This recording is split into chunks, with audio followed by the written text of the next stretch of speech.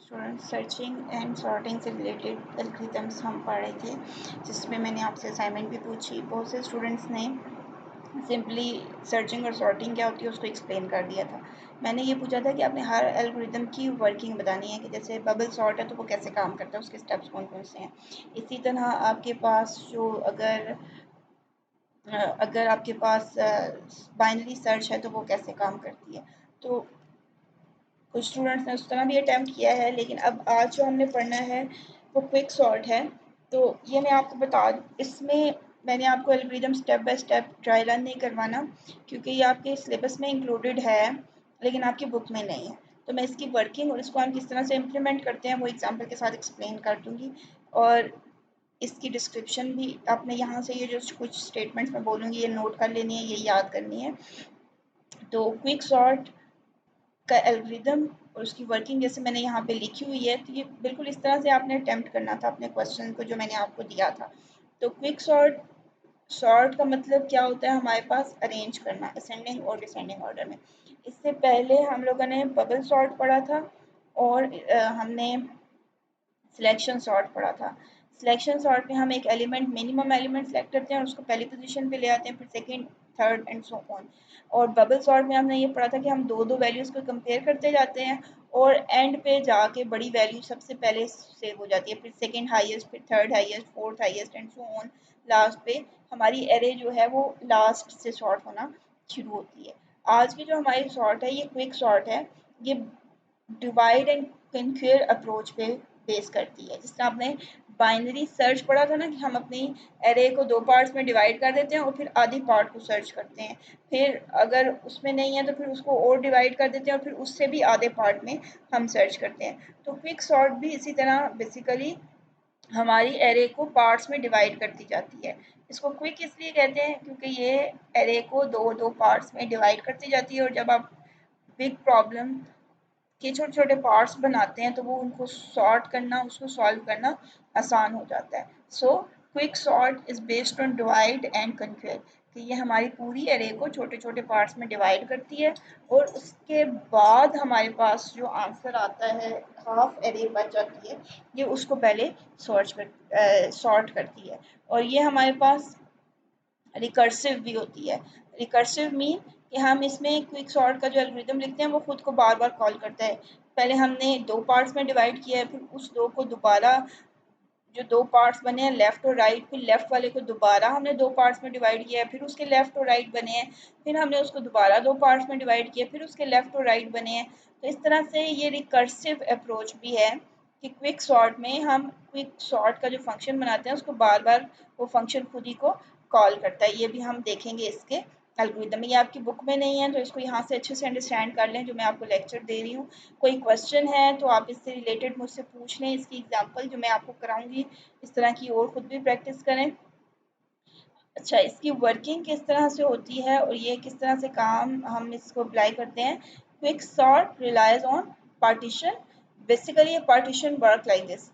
Quick sort का जो main function क्या है, वो पार्टीशंस में डिवाइड करता है। पार्टीशन में कैसे डिवाइड करता है कि वो, मैंने अभी आपको बताया कि लेफ्ट और राइट पार्ट में डिवाइड कर देगा, फिर लेफ्ट और राइट पार्ट में डिवाइड कर देगा। और वो पार्टीशन किस तरह से करता है, लेफ्ट कौन सा पार्ट होगा और राइट कौन सा पार्ट होगा, इसकी description given an array of n values. हमारे पास एक एरे है जिसमें एन वैल्यूज हैं। You must randomly pick an element, उसमें से हम कोई एक वैल्यू ले लेते हैं, उसको हम क्या बोलते हैं, पाइवट। और उस पाइवट की बेस पे, उस वैल्यू के बेस पे हम पार्टीशन करते हैं। उसकी बेस पे हम एरे को दो इक्वल पार्ट्स में या दो ऑलमोस्ट इक्वल पार्ट्स में डिवाइड कर दें in the array to partition by, कि हम एक एरे लेते हैं और उसमें से एक वैल्यू सेलेक्ट कर लेते हैं। और मोस्टली वो लास्ट वैल्यू होती है। वो लास्ट भी हो सकती है, वो फर्स्ट भी हो सकती है, वो सेंटर वैल्यू भी हो सकती है, या हम सारी वैल्यूज़ का मीडियन लेके वो वैल्यू भी यूज़ कर सकते हैं। लेकिन यहाँ पे हमारे पास लास्ट वैल्यू के साथ मोस्टली किया जाता है, तो हम भी लास्ट वाली वैल्यू को सिलेक्ट कर लेंगे किसी भी एरे की। Once you have pick this value, आपने जब वो वैल्यू सिलेक्ट कर ली है जिसकी बेस पे डिवाइड करना है एरे को दो पार्ट्स में, you must compare all of the rest of the elements to this value. बाकी सारे एलिमेंट्स को हम उसके साथ कंपेयर करते हैं। जो ग्रेटर होंगे वो राइट साइड पे आ जाएंगे और जो लेस होंगे वो लेफ्ट साइड पे आ जाएंगे। तो इस तरह से पार्टीशन जो है वो काम करती है। पार्टीशन का काम क्या है, सबसे पहले एक वैल्यू सेलेक्ट करना, फिर बाकी वैल्यूज़ को उसके साथ कंपेयर करना, और कंपेयर करने के बाद जो ग्रेटर वैल्यूज़ हैं उनको अपनी पाइवट, जो सिलेक्टेड वैल्यू है पाइवट, उसकी राइट साइड पे ग्रेटर वैल्यू जाएंगी और उसकी लेफ्ट साइड पे स्मॉलर वैल्यूज़ जाएंगी, या वो वैल्यूज़ जो पाइवट से लेस हैं वो जाएंगी।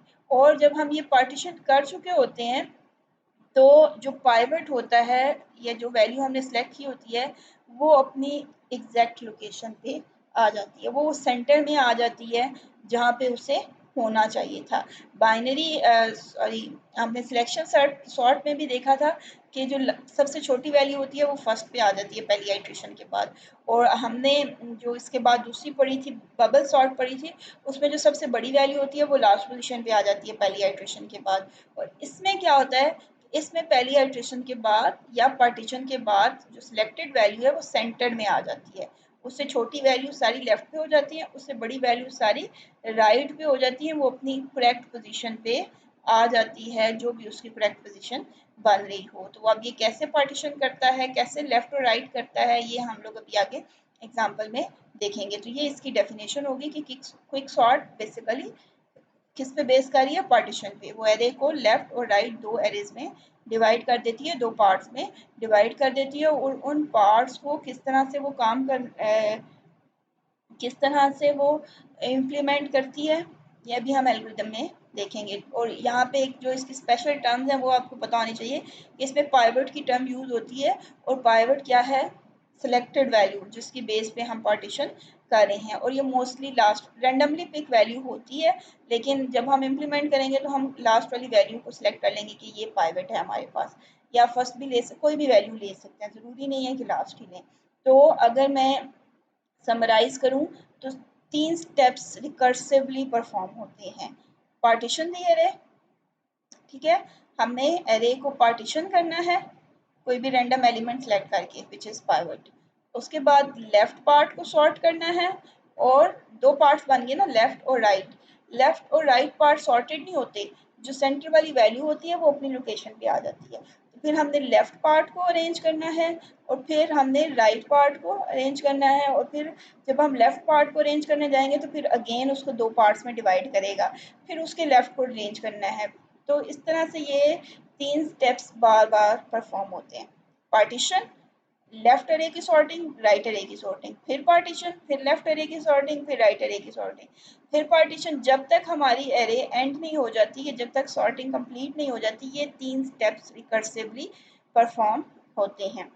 इसके बाद हमारे पास आ जाता है इसका एल्गोरिदम। क्विक सॉर्ट का जो एल्गोरिदम है ये मैंने यहाँ पे लिखा है, आपने ये देख लेना है, इसको इस तरह से याद रख लें। अगर डायरेक्ट एल्गोरिदम लिखने को आ जाता है तो आपने ये लिखना है, अगर एल्गोरिदम लिखने को नहीं आता तो नेक्स्ट स्टेप में मैं आपको इसकी एग्जांपल सॉल्व करना बताऊंगी, आपने बस उसको माइंड में अच्छे से अंडरस्टैंड कर लेना है कि किस तरह से हम क्विक सॉर्ट को अप्लाई करके एरे अरेंज करते हैं, जस्ट उसको फॉलो करना है। ओके, क्विक सॉर्ट के एल्गोरिदम में हमारे पास क्या है, क्विक सॉर्ट फंक्शन नेम है, प्रोसीजर जो आपने एल्गोरिदम में पढ़ा था, और इसमें तीन वैल्यूज हम इनपुट करते हैं, एक एरे देते हैं जिसको हमने अरेंज करना है पूरी एरे, उसके बाद पी होता है उसका स्टार्टिंग एड्रेस और आर होता है उसका एंडिंग एड्रेस। देखिए ये मैंने एक एरे बनाई हुई है जिसमें ये वैल्यूज है 10, 3, 6, 9, 2, 4, 7 एंड 5। तो ये एरे मैंने पास की है अपने क्विक सॉर्ट के एल्गोरिदम को, और इसके पी की वैल्यू क्या है 0, और इसके आर की वैल्यू क्या है 7, ठीक है। और जब तक पी जो है वो आर से छोटा रहता है, मतलब इनिशियल वैल्यू फाइनल वैल्यू से छोटी रहेगी, तब तक हम क्या करते रहते हैं, हम पार्टीशन करते हैं, और उस पार्टीशन में हम सॉर्ट करते हैं। देखें इस क्विक सॉर्ट का फंक्शन जब कॉल हुआ उसने पहली स्टेटमेंट में कंडीशन चेक की कि जो पी की वैल्यू है वो आर से छोटी है, ट्रू, तो देन क्या करो, पार्टीशन के फंक्शन को कॉल कर लो। अब ये एक और प्रोसीजर, एक और फंक्शन है जो यहाँ पे एक्सप्लेन हुआ है, इसको मैं बाद में बताती हूँ। और पार्टीशन जब हो जाएगी उसके बाद क्या करो, अब दो पार्ट्स बन गए हैं, एक लेफ्ट पार्ट और एक राइट पार्ट। ये बेसिकली लेफ्ट पार्ट के एड्रेसेस हैं और ये राइट पार्ट के एड्रेसेस हैं। ये कैसे बने हैं ये हम अभी देखते हैं। तो क्या करो, फिर लेफ्ट पार्ट को कॉल करो। लेफ्ट पार्ट जब कॉल होगा तो दोबारा से यहाँ पे आ जाएगा। रिकर्सिव कॉल यही होती है ना, इस फंक्शन ने 3 वाले ने 3 स्टेटमेंट पे आके उसने जब खुद को कॉल किया तो वो दोबारा से शुरू पे आ जाएगा, 3 से फिर 1 पे आ जाएगा, फिर उसके पी और आर को चेक करेगा, पी आर से छोटा है तो दोबारा से उसकी पार्टीशन करेगा लेफ्ट पार्ट की और फिर क्विक सॉर्ट को परफॉर्म करता रहेगा। तो ये इसी तरह रिकर्जन, जब लेफ्ट सारे पार्ट सॉल्व हो जाते हैं सारे लेफ्ट पार्ट्स, तो फिर वो राइट पार्ट्स पे आ जाता है। फोर्थ स्टेप पे उस वक्त आएगा जब सारे लेफ्ट पार्ट सॉर्ट हो जाएंगे। तो जब सारे लेफ्ट खत्म हो जाएंगे तो फिर वो क्या करेगा, राइट वालों को सॉल्व करना शुरू कर देगा। ठीक है, सबसे आखिरी जो राइट था उसको, फिर उसके बाद वाले राइट को, फिर उसके बाद वाले राइट को बार बार कॉल करके राइट पार्ट्स को सॉर्ट करेगा। और जब राइट पार्ट भी सारे सॉल्व हो जाएंगे तो हमारा ये फंक्शन एंड हो जाएगा। अब पार्टीशन कैसे करेगा, पार्टीशन में बेसिकली हमने उसे ये पूरी एरे दी थी और पी और आर दिया था कि ये शुरू 0 से होता है एंड ये 7 तक इसका एड्रेस है। तो वो क्या करेगा, लेफ्ट और राइट में डिवाइड कर देगा। लेफ्ट और राइट में डिवाइड करने के लिए जब पार्टीशन पे आता है तो हमने कहा पार्टीशन में सबसे पहले हम पाइवट सेलेक्ट करते हैं, एक रैंडम वैल्यू जिसकी बेस पे हमने पार्टीशन करनी है। तो वो रैंडम वैल्यू यहाँ पे क्या सिलेक्ट हुई है, आर, लास्ट वाली वैल्यू ये 5, एक्स में क्या वैल्यू आ गई है 5। तो फिर वो क्या करेगा कि स्वैपिंग और इस प्रोसेस के थ्रू आई को वो यहाँ से एक वैल्यू सेट कर देगा आई की जो p-1 है, फिर j को वो p से स्टार्ट करेगा और r-1 तक लेके जाएगा। r-1 मीन 6, क्योंकि इस वैल्यू को हमने पाइवट सेलेक्ट कर लिया है, इसके साथ तो हमने कंपेयर करना है, इसलिए ये इंक्लूडेड, r इंक्लूडेड नहीं होगा r-1 से। 10, 3, 6, 9, 2, 4, 7 इनको हमने 5 से कंपेयर करना है और जो इससे बड़े हैं वो राइट साइड पे आ जाएंगे और जो इससे छोटे हैं वो लेफ्ट साइड पे आ जाएंगे। वो कंपेयर करता रहेगा और उसके बाद एक्सचेंज करता रहेगा, लेफ्ट वालों को लेफ्ट पे मूव कर देगा, राइट वालों को राइट पे मूव कर देगा और एंड पे जो आर है, जो एक्स की वैल्यू है, जो पार्टीशन की वैल्यू है क्यू की, वो सेंड कर देगा कि क्यू हमारा यहाँ पे सेट हुआ है इस वैल्यू पे। तो वो वैल्यू जो भी होगी वो सेट कर देगा और वो हमारे पास आ जाएगा कि ये वैल्यू है जहाँ पे हमारी पार्टीशन बन चुकी है। ओके, अब आप देखें ये जो क्विक सॉर्ट में p और q-1 है, जब मैंने इसको सॉर्ट किया देखिए 5 से छोटे जितने भी थे 4, 3, 2 वो इस साइड पे आ गए हैं, 6, 10, 7 और 9 जो हैं वो राइट साइड पे आ गए हैं। अब ये एक लेफ्ट पार्ट बन गया है और एक ये राइट पार्ट बन गया है और जो पाइवट था जो हमारे पास Q था वो सेंटर में आ गया है 5, तो वो अपनी एग्जैक्ट लोकेशन पे आ गया है। अब जो ये स्टेप 3 था इसकी इसके अब ये अब नई एरे बन गई है ना, बेसिकली लेफ्ट एरे, सब एरे भी हम कहेंगे या लेफ्ट सब एरे। तो इसमें उसने क्या किया है, अब इसकी स्टार्टिंग तो वही है क्योंकि ये शुरू वहीं से हो रहा है 0 से, लेकिन इसका जो रेयर है बेसिकली ये p जो है स्टार्टिंग के लिए और r रेयर के लिए यूज होता है। तो इसकी जो लास्ट वैल्यू है वो अब q, जहाँ पे q आएगा उससे पिछली वैल्यू होगी, सेंटर जहाँ पे बना है उससे पिछला होगा, तो इसलिए यहाँ पे q-1 लिखते हैं। एग्जैक्ट हमें नहीं पता होता कि ये कौन सी वैल्यू है, यहाँ पे तो हमें पता है ये 0 से 7 तक जा रहा है। अब यहाँ पे हमें नहीं पता इस तरफ 2 वैल्यू आएंगी, 3 आएंगी, 4 आएंगी, 5 आएंगी, हमें ये पता है कि जो q होगा उससे पहले वाली वैल्यू होगी। हमने p से q-1 तक कर दिया है। और इसी तरह जो राइट साइड हमें बने हमारे पास आई है, हमें उसका एंड तो पता है कि वो r ही होगा क्योंकि लास्ट वैल्यू r थी तो लास्ट एड्रेस तो r वाला ही होगा, लेकिन स्टार्टिंग कहाँ से होगी ये नहीं हमें पता कि वो 4, 5, 6 वैल्यूज कहाँ से स्टार्ट हो रहा है, लेकिन हमें ये पता है कि राइट है तो q से अगला 1 स्टेप फॉरवर्ड होगा, q के राइट साइड पे होगा, तो इसलिए इसका जो p है उसकी जगह हमने क्या कह दिया q+1। तो राइट एरे के एड्रेसेस चेंज हो गए और लेफ्ट एरे के एड्रेसेस चेंज हो गए और फिर दोबारा से वो जाएंगे और फिर दोबारा से उन्हीं एरेज की पार्टीशन होगी। तो ये एल्गोरिदम के स्टेप्स आपने इसी तरह से याद रख लेने हैं कि इसका एल्गोरिदम क्या है। और अब हम इसको एग्जांपल के थ्रू अगर देखें, एग्जांपल इसकी आप देखें तो मैंने यहाँ पे स्टेटमेंट्स भी लिखी हैं और यहाँ पे इस एग्जांपल को सॉल्व भी करते हैं साथ साथ। इसमें 2 पॉइंटर्स हैं, 0 लोकेशन p पहला, दूसरा rear, second at n-1 location. n क्यों नहीं लिया, क्योंकि n को हम लास्ट वैल्यू को हम क्या ले रहे हैं, पाइवट ले रहे हैं, q ले रहे हैं, लास्ट वैल्यू इज पाइवट। तो r क्या हो गया हमारे पास 7 और p क्या हो गया हमारे पास 10। बेसिकली यहाँ पे एड्रेसेस यूज हो रहे होंगे p और r के, ये बात याद रखनी है। ठीक है। तो पी और आर के एड्रेसेस की बात कर रहे हैं, जहाँ पे एड्रेसेस में कंडीशन ट्रू हो जाएगी वहाँ पे हम वैल्यूज़ को स्वैप कर देंगे। मैंने वही एरे लिया जो भी मैंने पीछे डिस्कस कर रहे थे और आपको पता चलेगा कि किस तरह से हम इसको सॉल्व कर रहे होते हैं। अब देखें, जब हमने क्विक सॉर्ट की एरे को कॉल किया, उसके पास ये पूरी एरे गई है जिसमें 10, 3, 6, 9, 2, 4, 7 और 5 वैल्यूज़ हैं और उसकी starting value p equals to 0 है और r इक्वल्स टू 6 है और Q पे हमने 7 पे हमने Q ले लिया। अब वो देखिए चेक करेगा P is less then Q and P is less then R, ये दोनों वैल्यूज चेक होती हैं। जब तक ये पाइवट की वैल्यू R से और Q से लेस रहेगी तो हमने क्या करना है, P को आगे मूव कर देना है, देन मूव फॉरवर्ड। P को आगे ले जाना है क्योंकि वो उससे छोटी वैल्यू है, हमने उसको उस तरफ मूव कर देना है एंड रिपीट 1। तो हमने क्या करना है, रिपीट इसी स्टेप को, ये जो 1 स्टेप है मैंने ये इसीलिए लिखा है, और अगर ऐसा नहीं है तो हमने स्टॉप कर देना है। ये लूप है बेसिकली, लूप जो उसके अंदर हमने लगाया हुआ था, जो आपने यहाँ पे अगर मैं आपको दिखाऊं, ये जो लूप लगाया हुआ था इसकी वर्किंग क्या है कि ये कंपेयर करता है पी को और आर को, कि हमने इसको फॉरवर्ड मूव करना है या बैकवर्ड मूव करना है। मतलब कि छोटी वैल्यू है तो लेफ्ट पे आ जाए, बड़ी वैल्यू है तो राइट पे चली जाए, अगर वो नहीं है तो हमने उसे स्टॉप कर देना है, क्यू के साथ स्वैप कर देना है। तो पहला स्टेप पार्टीशन का क्या करता है, पी को चेक करता है, किसके साथ कंपेयर करते हैं, आर और क्यू दोनों के साथ।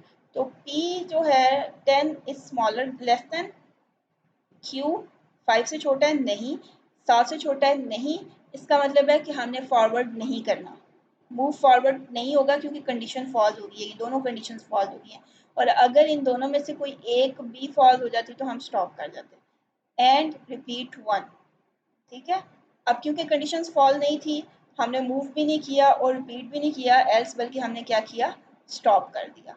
अगर इफ़ ट्रू होता तो फॉरवर्ड करना था और रिपीट करना था, इफ़ फॉल्स हो गया तो एल्स करना है, एल्स में क्या है, स्टॉप। तो पी यहीं पे रहेगा, पी को हमने मूव नहीं करना क्योंकि कंडीशन फॉल्स हो गया, ना वो क्यू से छोटा है ना ही वो आर से छोटा है। अब हमने आर को चेक करना है, ये वाली वैल्यू क्या बड़ी है, r is greater than q, r जो है वो Q से बड़ा है, 7 is greater than Q, yes, and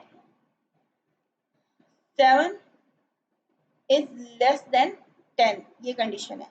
greater than Q, yes true, less than P जो है वो लेस देन R है, यहाँ पे कंडीशन क्या हो गई, फॉल्स, तो हमने उसको बैकवर्ड मूव करना था। तो यहाँ पे ये कंडीशन तो ट्रू थी,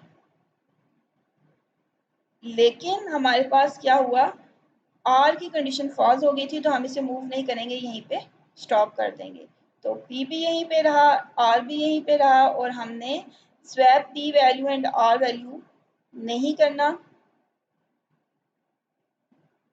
यह हम उस केस में करेंगे जब हमारे पास ये वैल्यूज मूव होंगी।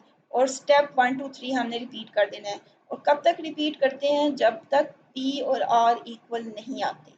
If not equals to r तो हमने इनको फिर रिपीट करना है, क्योंकि जब ये वैल्यूज़ पी और आर एक जगह पे आ जाएंगे उस वक्त हमें पता चलेगा कि अब हमारी लेफ़्ट वाली अरे लेफ़्ट साइड पे होगी है, आर वाली अरे जो है वो राइट साइड पे होगी है।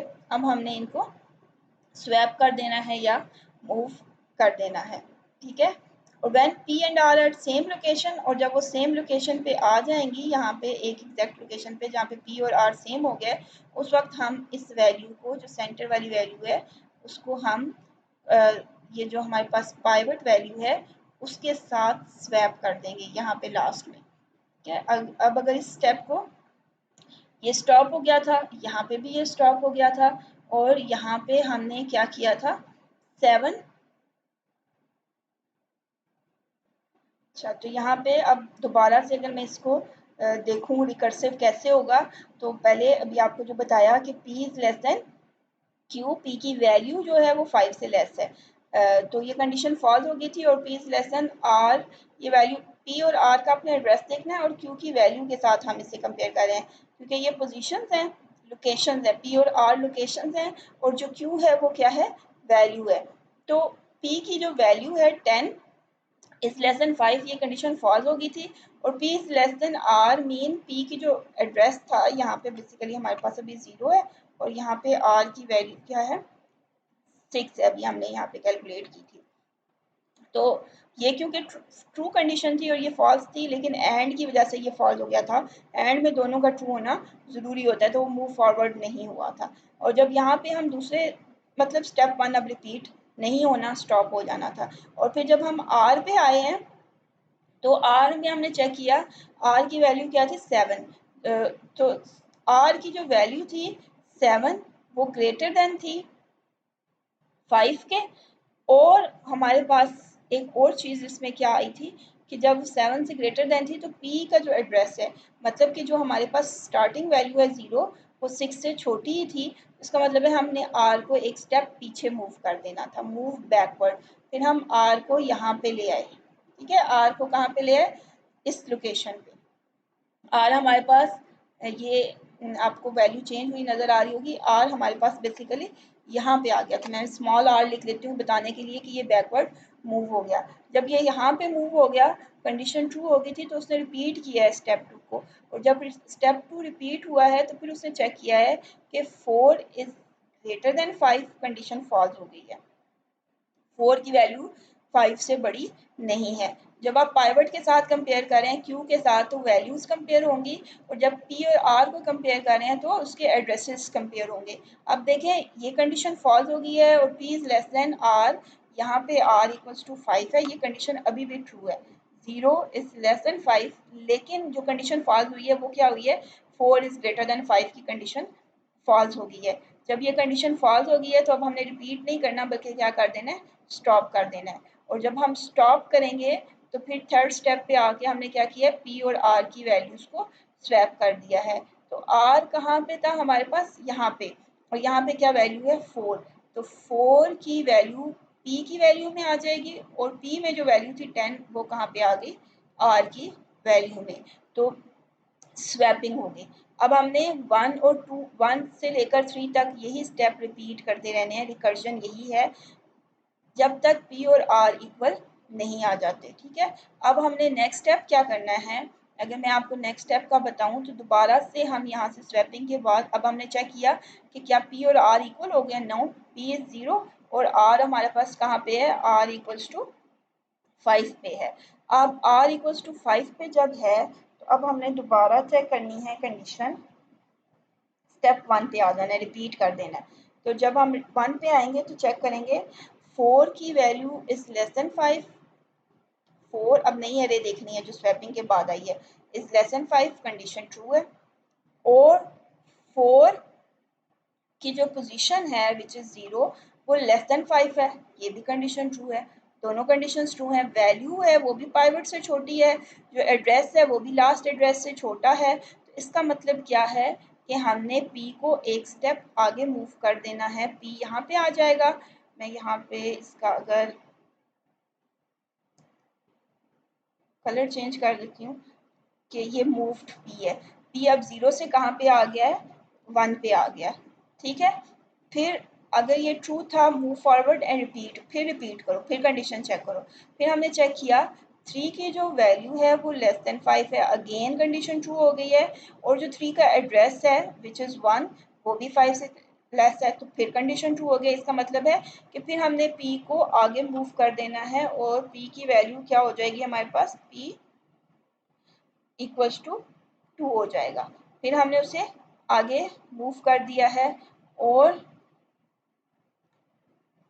दोबारा से रिपीट किया है स्टेप 1 को।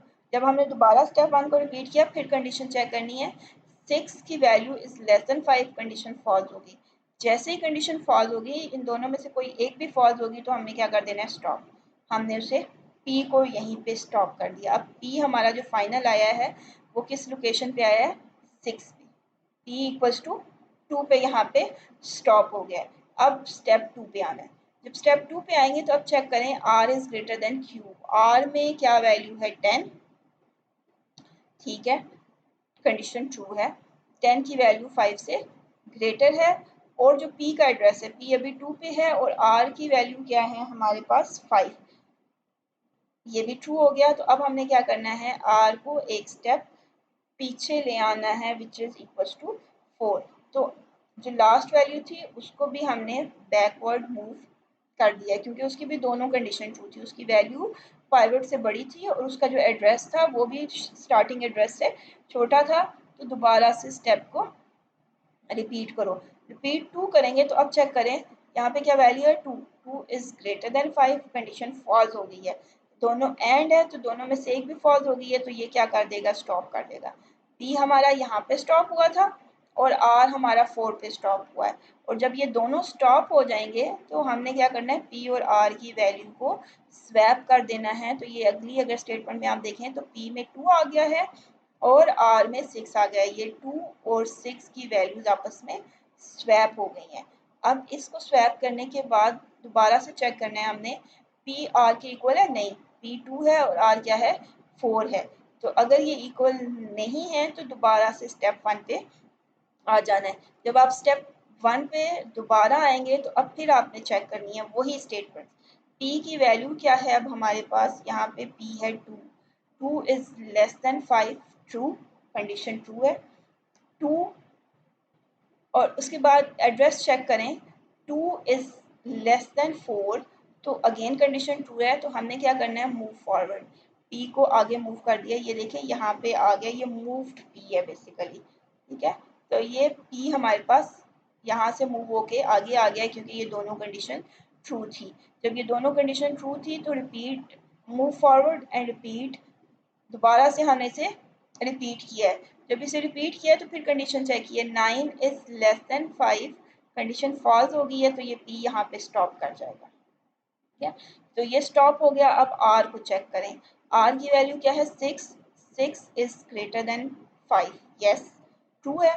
और p की वैल्यू जो है वो r से छोटी है, बेसिकली अभी r हमारा यहीं पे है 4 पे और ये किस पे है, 3 पे। ये लोकेशन कौन सी है, 3।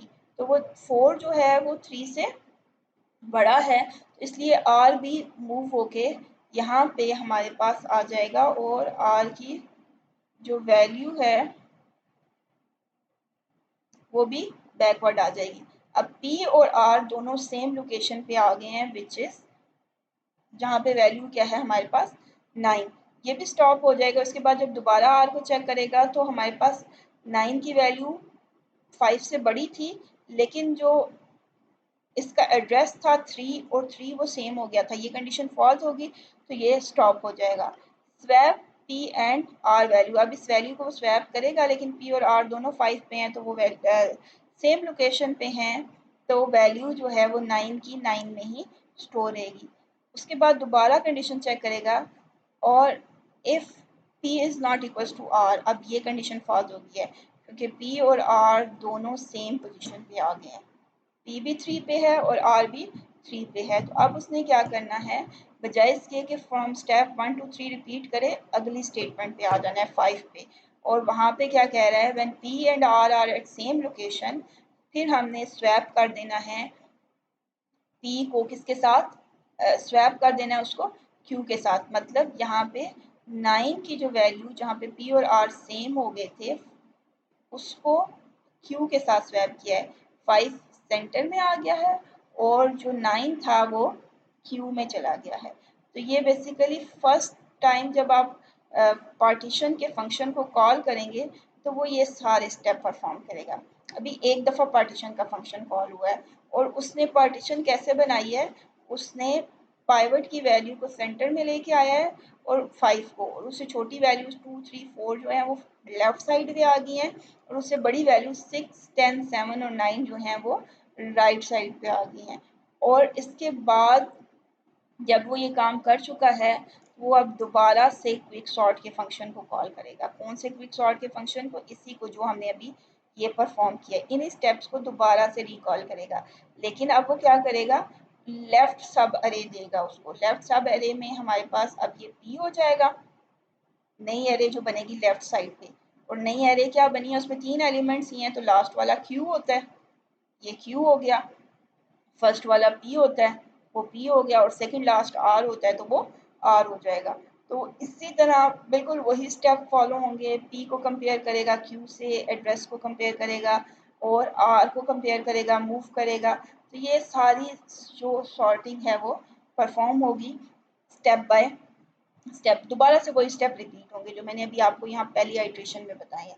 ये फर्स्ट पार्टीशन के बाद है, ये हमारे पास सेकंड आइट्रेशन के बाद है, फिर हमारे पास थर्ड पार्टीशन के बाद सो ऑन हमारे पास ये मूव होते रहेंगे। तो आपने इसको अब अच्छे से समझना है और इन स्टेप्स को फॉलो करना है और मुझे बताना है अगर अभी भी आपको कोई कन्फ्यूजन है। कन्फ्यूजन होगी क्योंकि ऑन बोर्ड समझाने में और इस तरह यहाँ पे एक्सप्लेन करने में थोड़ा सा डिफिकल्ट होगा आपको समझने में। आप इसको एक दफ़ा इन स्टेप्स को पढ़ते जाएँ और इनको फॉलो करते हुए यहाँ पे अप्लाई करते जाएँ और फिर मुझे बताएँ अगर आपसे ये सॉल्व नहीं हो रहा तो हम इंशाल्लाह कॉलेज स्टार्ट हुए तो उसको एक दफ़ा दोबारा मैं आपको रिपीट करवा दूँगी। आप नेट पे भी इससे रिलेटेड देख लें एग्जांपल्स, जो 2-3 एग्जांपल्स आप देखेंगे सॉल्व होती हुई तो आपको ये अच्छे से समझ आ जाएगा कि वो कैसे डिवाइड उसको कर रहा है। बस एक बात याद रखनी है, पी और आर लोकेशंस हैं और क्यू जो है वो वैल्यू है। ठीक है, जब वैल्यू के साथ कंपेयर कर रहे हैं तो वैल्यू को कंपेयर करना है और जब लोकेशन के साथ कंपेयर कर रहे हैं तो फिर पी और आर की लोकेशन को कंपेयर करना है। अल्लाह हाफिज़।